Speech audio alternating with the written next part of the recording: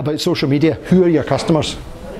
You have to think about that. It's quite a difficult question. Is it, it's 12 to 14-year-old teenage girls, right, being Bebo or whatever, and where do they hang online? Probably Bebo if it's young kids. I'm not suggest you go in Bebo, definitely not. And how best you engage with them. So it's who are your customers, where do they hang out, and how do you engage with them? Very, very important. Examples of social media, you may have seen this one. I met this guy at a show in the States, quite a funny guy, bit dry, weird sense of humour, and he's the CEO of Blendtec. And at the time they were big, but 2 or 3 years earlier they were suffering, and he's up in the lab thinking, how the hell do we sell more of these blenders? And the guy says, it's a real serious industrial grade blender we're building. He says, what do you mean industrial? He says, this will blend anything. He goes, yeah, right. And times he put some golf balls in, it's like just dust. He goes, wow. And he videoed it, chucked up on YouTube, and people are like, jeez guys, what else does it do? 5 irons? Does it do iPods? And they're putting all these things in, and people are watching the videos, millions of people are watching the videos. And he blended a blender recently, so it even blends itself. But it's got to a crazy stage. Not only does he blended the iPad the day it came out, iPad, expensive thing, and of course didn't go and say to bend it in half, and just you see him blend it. I know it's just, but he's making zillions of dollars. So what's $500 for an iPad? But people, when it blends, it's dust. It's just dust, and he goes, oh, what do you think he does with the dust? Sells on eBay. People buy it. It's like, it's a funny world. So because he's a cult figure. You think about this, Urban Outfitters, big global corporations, clothing, the interesting business. This is a couple in Chicago. It's a couple in Chicago. Threadless.com. What a business model. So, who uses them? Hands up. Anybody?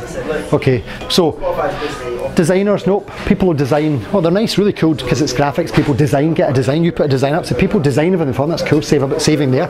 And then people vote and say 6 million people say I'll buy that, 1 million that, 500,000 that, and it goes down to that. So they buy 6 million of them, or make 6 million of them, 2 million of them, 500, and they sell them. It's just like a dream business. So there's no, do you think that'll sell this winter? What do you mean? We've got 5,000 orders, 2 million, we'll make 2 million of them. I mean, I'm approximating, but that's the business model. It's devastating. Clever. TripAdvisor you know about. It's, I think in the hotel industry and travel, tourism industry, it's a funny industry, but they love and hate this. It's a love-hate thing. Owned by Expedia. Expedia was Microsoft, they dumped it. But TripAdvisor's busier than Expedia as a site, not as profitable. In the travel world, travel's an interesting thing. This is a hotel in Manhattan, New York. It's called the Roger Smith Hotel. It's a kind of arty-farty hotel, nice hotel. They don't advertise, they don't spend money. They're probably the most wired hotel in the world. I don't mean wired as in cable, I mean wired as in they get social media.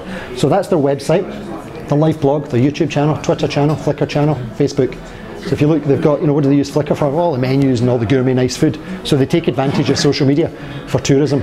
Yeah, they've got, TripAdvisor. The Feeney Hotel, first hotel in the world. Imagine owning a hotel and doing this.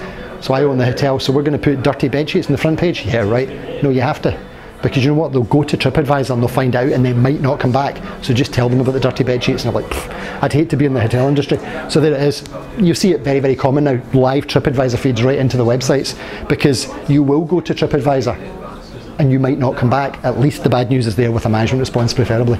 So Skittles, interesting. This is moving on to a new topic here. It's an example. United, an airline in America, a guy called David Carroll, unknown Canadian rock musician, doing a wee tour in America, having fun, and they broke his guitar, nice Taylor guitar, whatever, expensive guitar, $3,000, and they broke it, and he saw them break it out, they went throwing it about, so he phoned up, are you going to repair it? No. Got eventually through to the top, look, we're not going to give you the money, just forget it. And he's like, I can't believe it, you broke it. No, we'll just forget it.